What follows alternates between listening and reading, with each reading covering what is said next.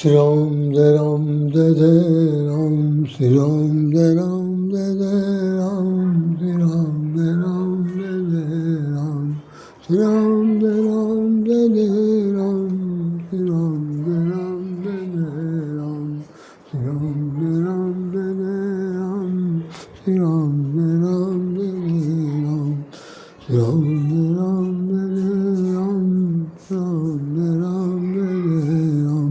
बोले सब रामचंद्र महाराज जी की जय। आज कुछ स्वास्थ्य भी मेरा ठीक नहीं है, लेकिन दो शब्द कहने के लिए अपनी कर्तव्य निभा रहा हूँ। आप सब लोग जानते हैं और सभी मेरे मित्र हैं, सब चिंतक हैं, और क्या कहूँ मैं, आत्मीयता है। आत्मीयता होती तो भाई क्यों सुनते क्यों सुनाते, लेकिन उस तरह की बात नहीं है जैसा लोगों के व्यूज़ आते हैं, घंटी बजती है और सब्सक्राइब हो जाता है, सबको आता है। पढ़ने वाले लोगों को कमी है।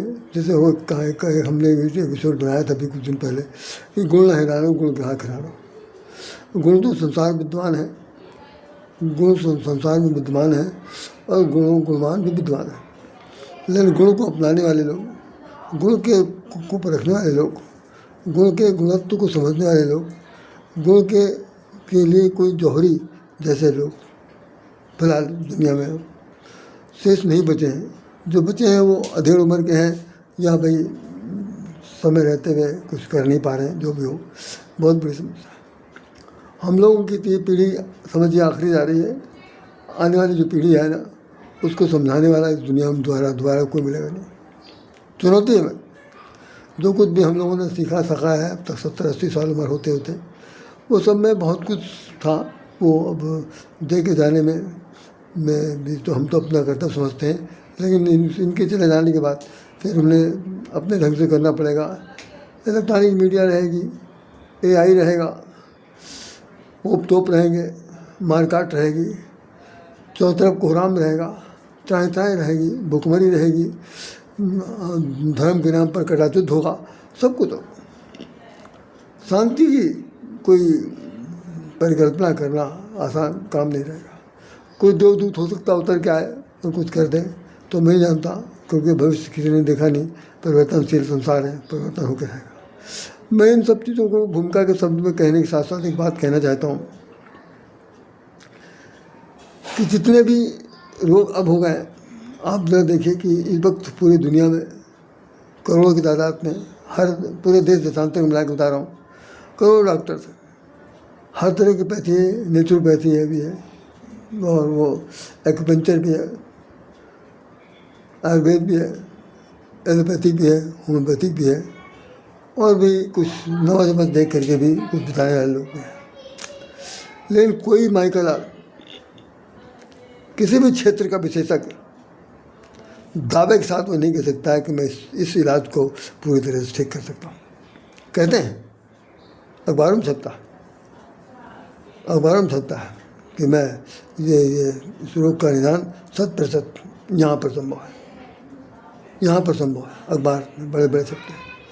अरबों मिलियन के दवाइयाँ आयातित हो रही हैं, दे दी जा रही हैं, भेजी जा रही हैं, और वो दवाइयाँ एलोपैथी की ज़्यादातर हैं, आयुर्वेद की बिल्कुल नहीं है। उसको तो लोगों ने बिल्कुल एकदम सबसे पीछे समझ रखा। उसमें बहुत कमीशन है। सस्ते जो बिकने वाले कैप्सूल और दवाएँ, वो टैबलेट हैं, उनको बहुत हाथ लगा कर पैसा कमाते हैं, और ये कंपनियां पैसा खूब जेब खाली हो रहे हैं। डॉक्टरों को भी बहुत सारे जो नए अस्पताल खुले हैं, क्लिनिक खुले हैं, दैत्याकार उनके यहाँ मशीनें लगी हैं। उन दैत्यों में मशीनों के अंदर जाने के बाद आदमी सोचता है कि इसके बाद शायद लौटेंगे, मर जाएंगे, कोई पता नहीं। और वहाँ जाने के बाद भी वही दशा हो जाती है कि उनके जो एडमिनिस्ट्रेटर हैं, जो क्या चीज़ मालिक हैं अस्पतालों के, वो उनको टारगेट देते हैं, न्यूकमर को, रेजिडेंट डॉक्टर को, और वैसे डॉक्टर को, बड़े डॉक्टर, छोटे डॉक्टर, ये कि भाई आपको एक टारगेट दिया जा रहा है कि हर पेशेंट से 10 लाख रुपए, 20 लाख रुपए, जितना अधिक से अधिक घसीटा जा सकता है, वसूला जा सकता है, नोचा जा सकता है, निचोड़ा जा सकता है। वो आपको करना है। और कोशिश करिए पहले अगर सही सही भला सही सलामत आया बस इसको 1-2 दिन की दवा डोज देकर ठीक किया जा सकती है, तो नहीं, ठीक नहीं करना, पहले उसको बीमार करना है। ऐसी दवा दो जिससे बीमार हो जाए, उसके बाद उसके परिजनों से बताओ कि भाई ये मरने के कगार पे हैं, आईसीयू और विशेष आईसीयू में ले जाना पड़ेगा और ऑपरेशन की ज़रूरत है। मर्ज कोई चीज़ का है और स्टंट डाला जा रहा है, हार्ट में तार घुसड़ा जा रहा है, ब्रेन ठीक ठाक काम कर रहा है, उसको भी ब्रेनलेस किए दे रहे हैं। क्यों? उनको पैसा बनाना, पैसा ऐसे तो देंगे नहीं भाई। मरीज को जब देखा जाएगा कि इतने बड़े बड़े हैवी काम हो रहे हैं तो तिमिरदार भी सोचेंगे भाई ज़रूर इतना लंबा चौड़ा काम होगा और तभी ऐसा होगा। कितना धोखाधड़ी वाला ये इस वक्त ये खेल चल रहा, इसको कोई किसी छिपा नहीं। हमारे देश के प्रधानमंत्री जी ने आयुष्मान कार्ड बना दिया है, जो 70 से ऊपर के लोग हैं उनको 5 लाख या 10 लाख तक देने की व्यवस्था है कि इसमें इलाज करा सकते हैं। और बहुत सी जन औषधि केंद्र खुले हैं, उनमें सस्ते दामों दवाइयाँ मिल रही हैं। देखो कितनी बड़ी बात है कि जिन डॉक्टरों के पास जाते हैं वो डॉक्टर लोग कहते हैं कि आप हमारे यहाँ से दवाइयाँ खरीदिए, हमारी फार्मेसी से। बाहर से आप खरीदेंगे, जन औषधि केंद्र से खरीदेंगे, कहीं से खरीदेंगे तो हम उसका जिम्मा नहीं लेते। आप ठीक हो पाएंगे नहीं हो पाएंगे मेरी कोई जिम्मेदारी नहीं। हमको हर महीने हर हफ्ते 5 दिन में आइए, 100 1000 1500 जो हमारी फीस है वो दे के जाइए और जीना मरना आपके हाथ में। यही मानवता है, यही ह्यूमैनिटेरियन ग्राउंड पर ज़िंदगी जीने का तरीका। बहुत दुखद है, मैं इस बात से बहुत लज्जित हूँ और मैं ये महसूस करता हूँ कि समाज में जो कुछ भी हो रहा है वो अब तो सुधार की स्थिति नहीं। जो लोग MBBS और तमाम चाहे जो इन्हीं नीट पीट पास करके आते हैं, उसके बाद उनको जो काम करने मिलता है, अगर नौकरी नहीं मिली तो अपने घरों में क्लिनिक खोल करके जो रुपया कमा रहे हैं उसकी भी कोई सीमा नहीं। एक डॉक्टर घर बैठकर अस्पताल में बैठकर सुबह शाम इधर बैठ करके अगर वो प्रतिदिन 1-2 लाख रुपये न कमाया तो डॉक्टर किस काम का? ज़्यादा तो हम लोगों के समय में साहब डॉक्टर लोग पैसे की मोहब्बत नहीं रखते थे, उनके लिए मरीज जो था वो सबसे बड़ा टारगेट था। मरीज ठीक हो गया तो वो ठीक हो गया, वो कहते थे कम से कम ये आदमी जो है हज़ारों जगह जाकर हमारा नाम रोशन करेगा। आज डॉक्टरों को नाम रोशन करने से कोई मतलब नहीं।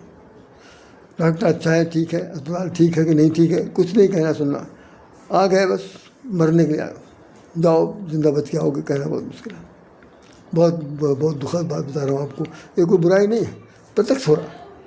अभी एक बहुत बड़े नामी अस्पताल के कोई जो है मालिक हैं, उनका बेटा मर गया तो उन्होंने संकल्प लिया कि हम अब बहुत कम फीस लेंगे और इनसे कम फीस लेंगे, ऐसा करेंगे, कुछ लोगों के लिए इलाज करेंगे, लेकिन सब झूठ है। कुछ नहीं हुआ और उतना ज़्यादा पैसा खर्च हो रहा उन अस्पतालों में ये कुछ कहा जा सकता। तो मैं ना अस्पताल की गुणगान कर रहा हूँ ना अस्पताल की मैं निंदा कर रहा हूँ, मैं सिर्फ ये कर रहा हूँ जो इस वक्त चल रहा है उसमें आम आदमी की विशेष रूप से जानकारी। खान पान में किस तरफ अगर आप ध्यान देते हैं तो खान पान की दशा इतनी ख़राब है, इतना कुछ बना कर दिया जा रहा। अभी एक वो जोमेटो करके आया था, एक अमेजन करके जो कंपनी चल रही है, उसमें बताते हैं फ़ोन करिए 10 मिनट में खाना आ जाता है। उसने अपना एक वीडियो दिखाया था, कहा था कि देखिए 1 महीने तक के खाने पीने की चीज़ें, जैसे कढ़ी का उसने उदाहरण लिया, दाल का उदाहरण लिया, वो कढ़ाई कढ़ी का उदाहरण लिया और कुछ ऐसे बहुत से उदाहरण दिए जो लिक्विड टाइप के हैं। कहते देखिए ये 1 महीने से इसी के अंदर फ्रिज के अंदर सड़ रहे हैं। जैसे ऑर्डर आता है तुरंत इनकी जो है वो आराम गरम करके 10 मिनट में पहुंचा देते हैं। कहने आप भूल करके हम कह रहा था कि मैं इस कंपनी में काम करता हूँ, मैंने देखा है कि हाँ दशा ख़राब है, घर की रोटी सूखी खाइए और नमक ला कर खाइए, आप फिर भी ठीक रहेंगे। लेकिन ये खाना अगर आपने नित्य खाना शुरू कर दिया कि बड़े गर्व के साथ कि मैं 10 मिनट में ऑर्डर देता हूँ तो आ जाता है, तो कहने बहुत बड़ी भूल है, अपने जीवन के साथ खिलवाड़ कर रहे हैं। ये उस आदमी कहना मैं तो कभी जानता नहीं, मैं कभी किसी क्या नहीं खाया। हमारा तो एक अपना उसूल है कि मैं अपने घर का खाना खाऊंगा, नहीं भूखा मरूंगा। मैं बिल्कुल बाहर नहीं खाता, कारण संकल्प है मेरा, मैं बाहर का खाना नहीं खाऊंगा, चाहे किसी का अच्छा लगे चाहे बुरा लगे। और नहीं कोई बना खाना दे पाए घर में तो मैं खुद ही रोटी सेक लूँगा।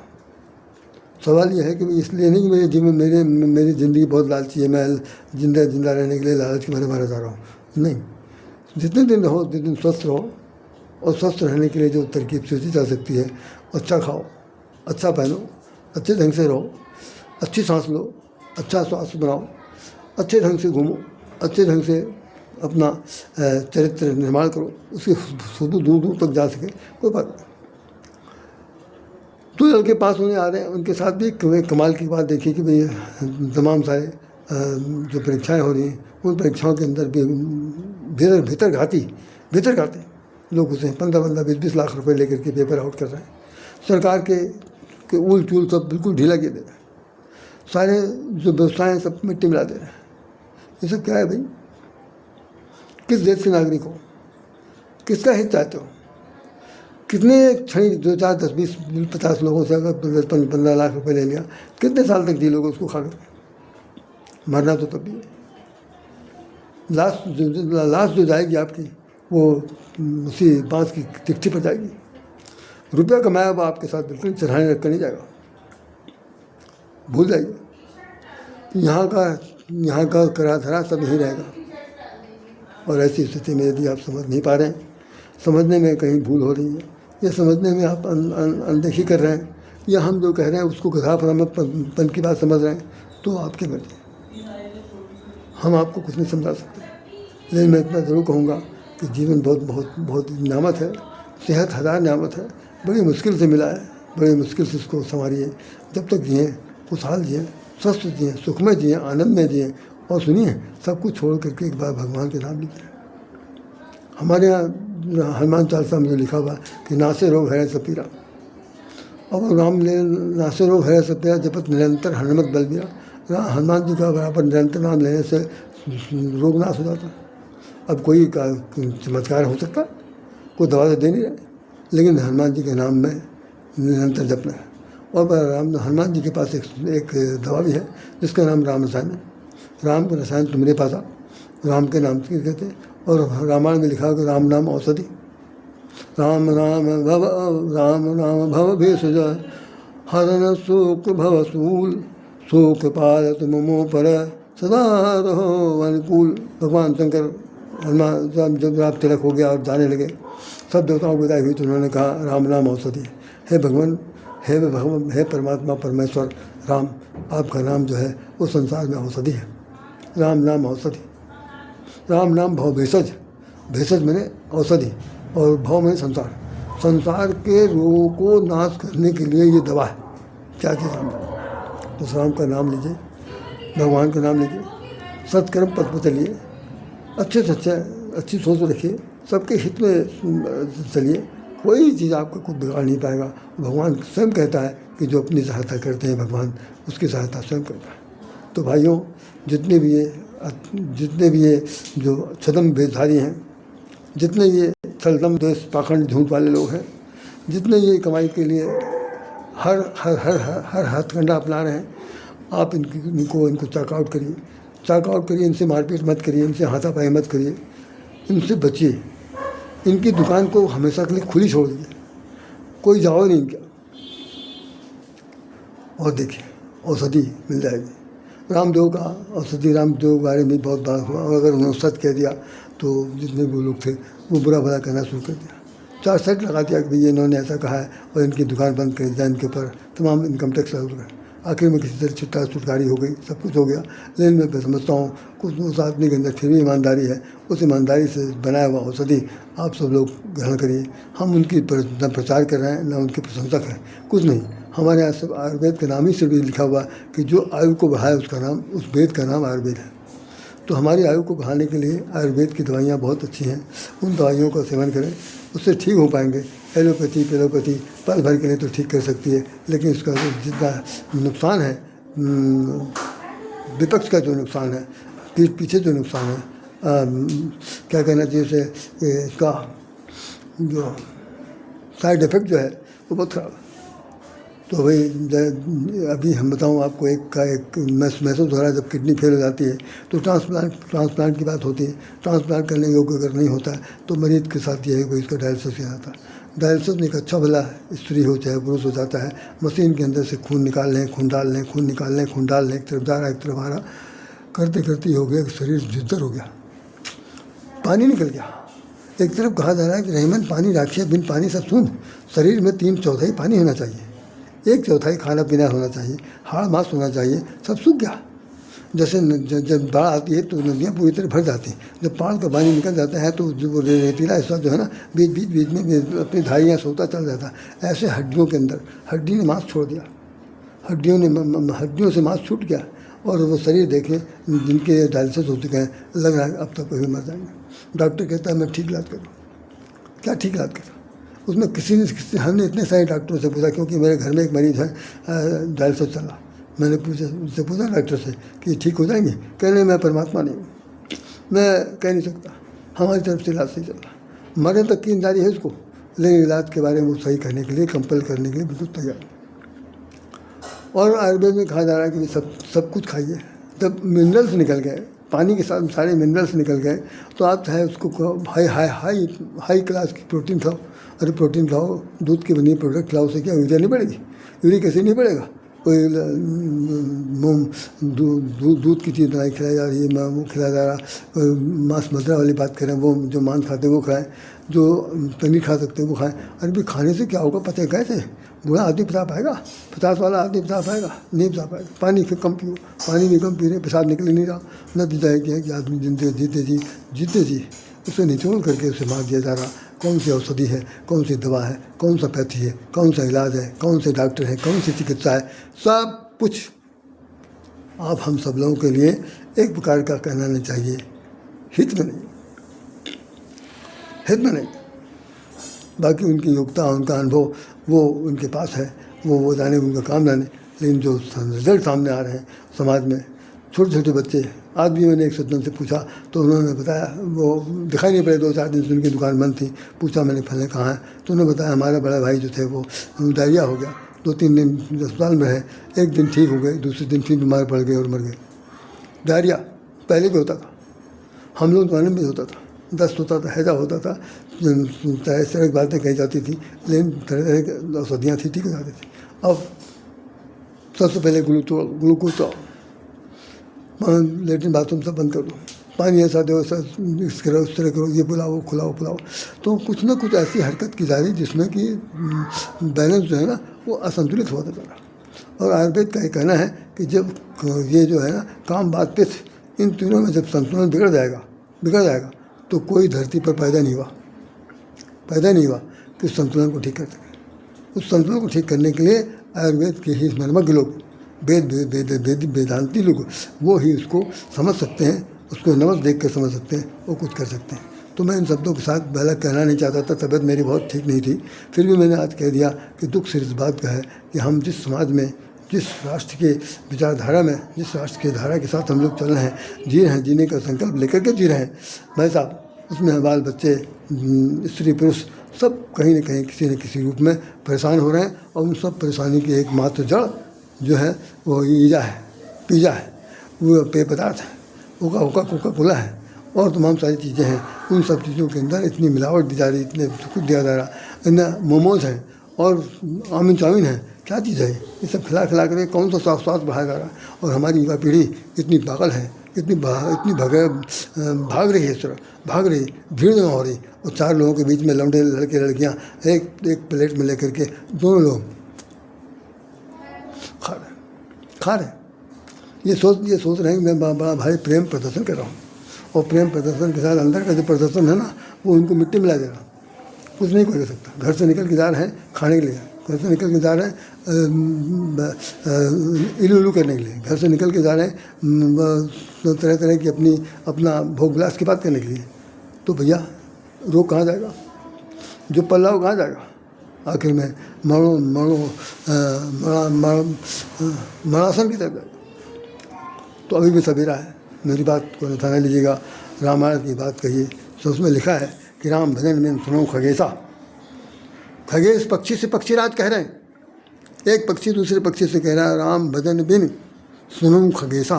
खगेशा मैं गरुड़ महाराज, और कह जो कहें कोई कौवा महाराज, कि राम बदन में सुख खगेसा कटहि न जीवन केर कलेसा। इस धरती पर कलेश नहीं दूर हो सकता जब तक आप राम का भजन दिन रात नहीं करेंगे। खान पान रहन सहन वेशभूषा आचार विचार में इन सब में जब तक शुद्धता नहीं आएगी, भाई साहब विश्वास मानिए, मैं हाथ जोड़ कर निवेदन कर रहा हूँ, अच्छे परिणाम निकलेंगे इसमें संदेह रहेगा। इसलिए संदेह मुक्त होइए, भगवान का भजन करिए, अच्छे रास्ते चलिए, अच्छे भोजन की बात करिए, चाहे नमक रोटी हो, चाहे सूखी रोटी हो, चाहे दाल रोटी हो, जो कुछ भी हो उसके अंदर शुद्धता की आवश्यकता है। इस पर बल दीजिए और अपने आप को मस्त रखिए। भगवान आपके साथ हैं, आप भगवान के चरणों में चरणामृत में झुकिए। जय श्री राम, जय श्री कृष्ण, जय श्री कृष्ण राधे। हमारी बात यदि आपको जरा भी बहुत अच्छी लगी हो तो निश्चित रूप से इसको सब्सक्राइब करिएगा। मेरी बात अगर आपको प्रिय लगी हो तो मैं क्षमा चाहता हूँ, आप इसे ज़रूर अन्य से किसी से भी कह के सुनकर समझ सकते हैं, देख सकते हैं। फिर भी मेरा जो आपसे प्रार्थना है उससे भी इतने हैं कि पढ़ना, सुनना, समझना, देखना, जानना सब कुछ बहुत ज़रूरी है। जय श्री राम, जय श्री कृष्ण।